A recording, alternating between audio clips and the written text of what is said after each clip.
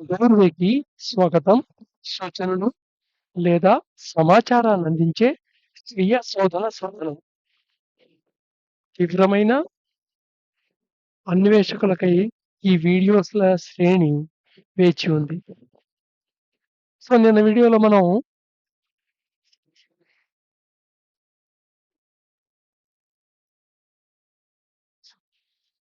నేచర్‌ని ఫాలో అవ్వటం అనే దాని గురించి చెప్పుకొని ఆపాము.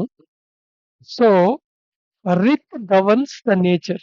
ఈ ప్రకృతిని ఎగ్జిస్టెన్స్‌లో ఉండే ప్రకృతి మొత్తాన్ని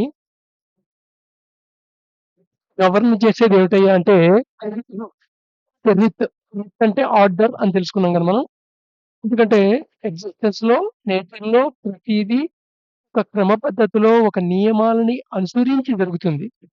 మనకి నియమాలు అవగాహన లేని ఏరియా ఏదైతే ఉందో, అది మనకి క్రమరాహిత్యంగా కనబడుతుంది. మనకి ఎంతవరకు నియమాలు తెలుసో, అది నేచర్‌లో ఆ భాగం మటుకు ఒక క్రమ పద్ధతిలో జరుగుతున్నట్టు అనిపిస్తుంది. ఏవైతే ప్రకృతి యొక్క నియమాలు మనకి అవగాహనలో లేవో, క్రమ పద్ధతిలో లేనట్టు కనబడుతుంది. నిజానికి ఎంటైర్ ఎగ్జిస్టెన్స్ అంతా ఒక ఆర్డర్‌లో ఉంది. ఈ ఆర్డర్‌ని రిట్ అంటారు. సో, ఈ నేచర్ ఒక ఆర్డర్‌ని ఫాలో అయితూ ఒక సిస్టమ్‌ని ఫార్మ్ చేసి, ఆ సిస్టమ్‌ని మనం ధర్మ అంటారు. మనం తెలుసుకున్నాం మనం. సో, అయితే మరి ఈ మొంటైర్ యూనివర్సిటీ ఒక సిస్టమ్ ఒక ధర్మాన్ని తెలుసుకోవటం ఎలాగా? సో, కాంప్లికేటెడ్‌గా అనిపిస్తుంది కదా! దీనికి సొల్యూషన్ ఏంటంటే, ఇఫ్ అవర్ యాక్షన్స్ ఫాలో రిట్, we will not have to remember ధర్మ.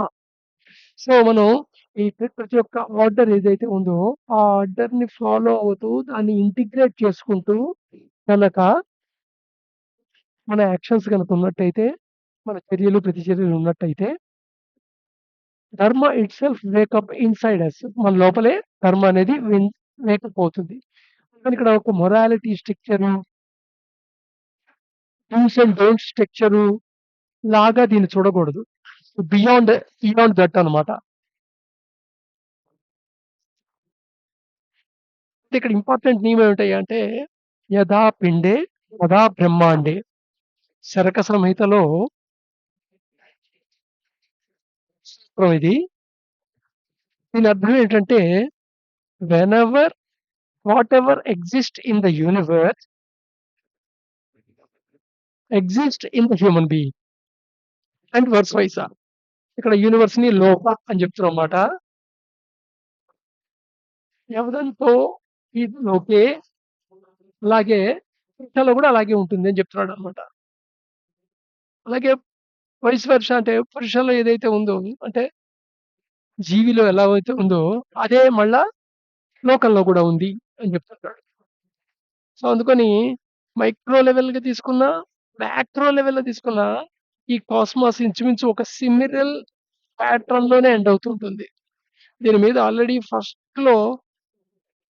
10 వీడియోలో వచ్చింది దీని సంగతి. దీనికి చిన్న ఎగ్జాంపుల్ చెప్పుకోవచ్చు మనం. సూర్యుడు, సూర్యుడి చుట్టూ గ్రహాలు తిరగటం. ఇదొక మాక్రో స్కేల్‌లో సిస్టమ్. అలాగే మైక్రో స్కేల్‌లో కేంద్రం చుట్టూ ఎలక్ట్రాన్‌లు పరిభ్రమించటం. సో, యథా పిండే తదా బ్రహ్మాండే. సో, పిండం ఎలా ఉందో బ్రహ్మాండం గూడా అలాగే ఉంటుంది.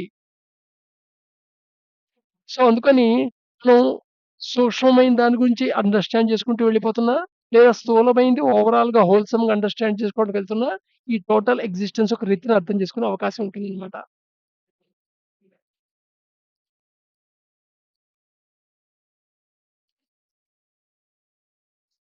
సో, మనకి ఈ లోకం 5 బేసిక్ ఎలిమెంట్స్‌తో ఏర్పడినట్టుంటుంది. కానీ ఎలిమెంట్ అంటే ఈ రసాయనిక శాస్త్రంలో ఉండే 114 మూలకాలు వాటి దగ్గరికెళ్ళొద్దు. యాక్చువల్‌గా ఏంటంటే ఈ యూరోపియన్ సైన్సెస్‌లో ఉన్న ఇంగ్లీష్‌లో ఉన్న నాలెడ్జ్‌ని తెలుగు మీడియంలోకి ట్రాన్స్‌ఫర్ చేస్తున్నప్పుడు కొన్ని పదాల్ని వాడుకున్నారు. ఆల్రెడీ ఉన్న ఎగ్జిస్టెన్స్ పదాల్ని. ఆ పదంలో మూలకం అనేది వాడుకున్నారు. ఎలిమెంట్‌కి ఈక్వల్‌గా మూలకం వాడుకున్నారు. కానీ ఇక్కడ మూలకం అంటే డెఫినిషన్ వేరు. ఇక్కడ మూలకం వేరు. అందుకని ఈ పదాలు భాషతో వచ్చే కన్‌ఫ్యూజన్ అన్నమాట. అదేంటి ఎలిమెంట్‌లు 114 కదా! 5 ఎలిమెంట్స్ అంటారేంటి ప్రపంచం అంతా? నో. నో. ఇక్కడ ఎలిమెంటు, మూలకం అనేది ఇక్కడ అవగాహన వేరు. మన దీంట్లో తీసుకుంటే మన సైన్స్‌లో స్థూల మూలకాలు, సూక్ష్మ మూలకాలుంటాయి. 5, 5 వీటైదిటికి, ఏదిటికి పేర్లు సేమే ఉంటాయి. సో, మనం స్థూల మూలకాల గురించి మాట్లాడుకుంటున్నామట. ఈ ప్రపంచం అంతా ఎయిర్‌తో ఏర్పడింది, ఫైర్‌తో ఏర్పడింది, వాటర్‌తో ఏర్పడింది, ఎర్త్‌తో ఏర్పడింది, స్పేస్‌తో ఏర్పడింది. ఈ బేసిక్ 5 ఎలిమెంట్సే. ఈ ఎర్త్‌లో నీకు రకరకాల విడిగా నువ్వు అనుకున్న రసాయన శాస్త్రంలో మూలకాలొస్తాయి. అది వేరే విషయం.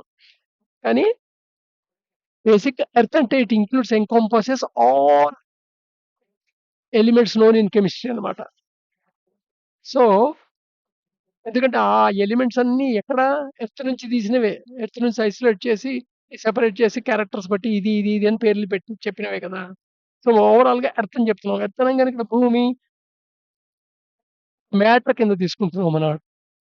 సో, ఈ ప్రపంచం అంతా తీసుకుంటే వాయువు, అగ్ని, నీరు, భూమి అండ్ ఆకాశము స్పేస్ వీటితోనే ఏర్పడింది. నీ శరీరం తీసుకో, నీ శరీరంలో గూడా ఎయిర్ ఉంటుంది. లంగ్స్ నిండా ఎయిర్ ఉంది. నీ లోపల డిసాల్వ్ అయ్యి రక్తంలో ఎయిర్ ఉంది. ఆ ఎయిరు నీ ప్రతి కణానికి చేరుతోంది కదా! అలాగే నీ లోపల ఫైర్ ఉంటుంది. నీ లోపల రకరకాల రసాయనిక చర్యలు జరుగుతున్నాయంటే, కొన్ని లక్షల బయోకెమికల్ రియాక్షన్స్ జరుగుతున్నాయంటే నీ శరీరం లోపల, వాటన్నీ ఎనర్జీ డ్రైవ్ అనేవి. సో, అందుకని అది ఫైర్ అన్నమాట. మన డైజెషన్ అవుతోంది ఆహారం అంటే అది చక్రాగ్ని అంటారు. సో, అది ఫైరే మాట. అలాగే నీ బాడీలో వాటర్ మేజర్ కంటెంట్ 70% వాటర్ ఉంది. గమ్మత్తుగా ఎర్త్ మీద కూడా 70% వాటర్ ఉంది. అలాగే ఈ శరీరం అంతా ఏంటి అణు నిర్మితం. మామూలుగా శరీరం అనంగానే మనకి శరీర భాగాలు గుర్తుకొస్తాయి. వ్యవస్థలు గుర్తుకొస్తాయి. ఆ వ్యవస్థలు ఈ భాగాలన్నీ దేనితో తయారు చేయబడ్డాయి? కణాలతో ఏర్పడ్డాయి. కణాలు దేనితో తయారు చేయబడ్డాయంటే మళ్ళా కొన్ని రసాయనిక మాలిక్యూల్స్‌తో తయారు చేయబడ్డాయి అణువులతో. అణువులు దేనితో ఏర్పడ్డాయంటే పరమాణువులతో ఏర్పడ్డాయి. ఈ పరమాణువులన్నీ ఎక్కడి నుండొచ్చినవి? ఎర్త్ నుంచి వచ్చినవే. అందుకని నీ బాడీలో 30% కాంపోనెంట్ ఉంది. అలా కాకుండా స్పేస్ ఒక యాటమ్ తీసుకుంటేనే యాటమ్‌లోనే 90% పైన స్పేస్ ఉంది అంటారు. సో, నీ శరీరం అంతా అణు నిర్మితం అనుకున్నప్పుడు అందులో స్పేస్ కూడా ఉన్నట్టే కదా! సో, ఇలాగా everything is made up of 5 elements. నీవు తీసుకున్న ఈ ప్రకృతిని తీసుకున్న ఈ 5 ఎలిమెంట్స్‌తోనే ఏర్పడుతుంటుంది. Body to made up of 5 elements కదా! మన బాడీలో స్పేస్ ఉంటుంది. అలాగే ఎయిర్‌ని మనం బ్రీత్ చేస్తాం. మన బాడీలో హీట్ జనరేట్ అవుతుంటది. అది ఫైరు. అలాగే బాడీలో రకరకాల ద్రవాలుంటాయి. బాడీ ఫ్లూయిడ్స్ అది వాటరు. అలా బాడీ యొక్క మాస్ ఏదైతే ఉందో అది ఎర్త్. సో, ఈ 5 ఎలిమెంట్స్‌కి ఏ లక్షణాలుంటాయో, ఆ లక్షణాలే మనం గూడా కలిగుంటాం. మరి అందరూ ప్రపంచంలో ఉండే ప్రతి మనిషి ఈ 5 ఎలిమెంట్స్‌తోనే ఏర్పడ్డాడు కదా! కానీ మనుషులు డిఫరెంట్‌గా ఉంటారు కదా! But we each different feel అవుతుంటాం గదా! దీనికి కారణం ఏమిటి అంటే ఇక్కడే గుణాలు చెప్తాము. ఈ ఎయిర్‌కి, స్పేస్‌కి వాత గుణం ఉంటుంది. ఫైర్‌కి, వాటర్‌కి పిత్త గుణం ఉంటుంది. ఎర్త్‌కి, వాటర్‌కి కఫ గుణం ఉంటుంది. ఇవి 2 ఇంటిగ్రేట్ ఉన్నప్పుడు ఏ 2 ఇంటిగ్రేట్ అయి ఉన్నాయో ఆ ఫంక్షనాలిటీలో దాన్ని బట్టి ఆ గుణాలొస్తాయన్నమాట. సో, వాత, పిత్త, కఫం. జనరల్‌గా ఆయుర్వేదంలో ఇది చాలా ఇంపార్టెంట్ టాపిక్ అని చెప్పుకుంటారు. వాత అనేది ఒక గుణం. పిత్త అనేది ఒక గుణం. కఫ అనేది ఒక గుణం. వీటి యొక్క ఫంక్షనాలిటీలు, కాంబినేషన్‌లు, అవి వర్క్ చేసే మెథడ్సు, ఒకదాంతో ఒకటి ఇంటిగ్రేట్ అవ్వటాలు, ఈ వీటిలో డిఫరెన్స్ ఉంటుంది లోపల. సో, అందుకని ప్రతి మనిషి certain amount of vata, certain amount of pitta, certain amount of kapha కలిగుంటాడు. ఇప్పుడు ప్రస్తుతం ఏంటంటే రేపు వీడియోలో ఈ వాత, పిత్త, కఫ మన ఒక కాంబినేషన్ ఎలా ఉంది అని కనుక్కోవటానికి ఒక చిన్న ఎంపిరికల్ టెస్ట్‌ని చూస్తాం. దాన్ని ఫాలో అయ్యి ఆ టెస్ట్‌ని మీరు చేసుకోండి. అంటే ఒక వీడియోలో వాతని ఎలా కాలిక్యులేట్ చేసుకోవాలి, పిత్తని ఎలాగా కనుక్కోవాలి, కఫ్‌ని ఎలా కనుక్కోవాలో చెప్తాం. తర్వాత ఓవరాల్‌గా మన క్యారెక్టరిస్టిక్ అనేది చెప్పడం జరుగుతుందనమాట. సింపుల్‌గా చెప్పాలంటే ఈ వాత, పిత్త, కఫ 3 దోషాల కింద చెప్పుకుంటారు. వీటిలో దోషం ఉంటే అవి సరిగ్గా ఆప్టిమమ్‌గా ఫంక్షన్ చేయవు. దోషం ఉంటే ఏంటంటే అది ఉండవలసిన దానికంటే ఎక్కువ ఉండటం, లేదా ఉండవలసిన దానికంటే తక్కువ ఉండటం. సో, వాత అనేది మూవ్‌మెంట్ ప్రిన్సిపల్‌కి రిలేటెడ్. పిత అనేది ట్రాన్స్‌ఫర్మేషన్ ప్రిన్సిపల్